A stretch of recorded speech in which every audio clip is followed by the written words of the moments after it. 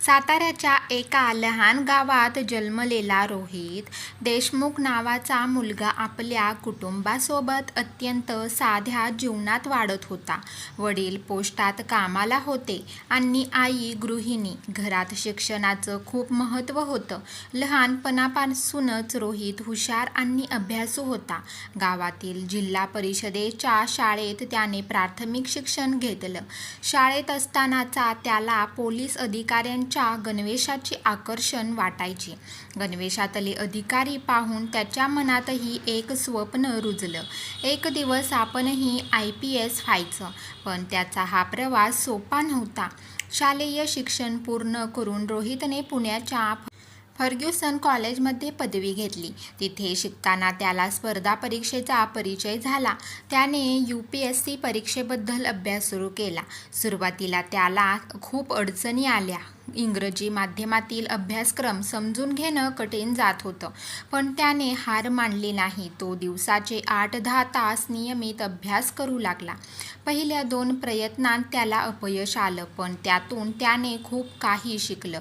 त्याने आपल्या चुका ओळखून त्या दुरुस्त केल्या. योग्य मार्गदर्शन घेण्यासाठी त्याने दिल्लीतल्या एका प्रसिद्ध क्लासेसमध्ये प्रवेश घेतला. तिथे त्याला उत्तम मार्गदर्शन आणि प्रेरणा मिळाली. 3ऱ्या प्रयत्नात शेवटी रोहितने UPSC परीक्षा उत्तीर्ण केली आणि त्याला IPS सेवेसाठी निवड मिळाली. त्याचं नाव संपूर्ण गावात गाजलं. आई वडिलांच्या डोळ्यात आनंदाश्रू तर येतेच होते, पण त्याचं स्वप्न सुद्धा पूर्ण झालं.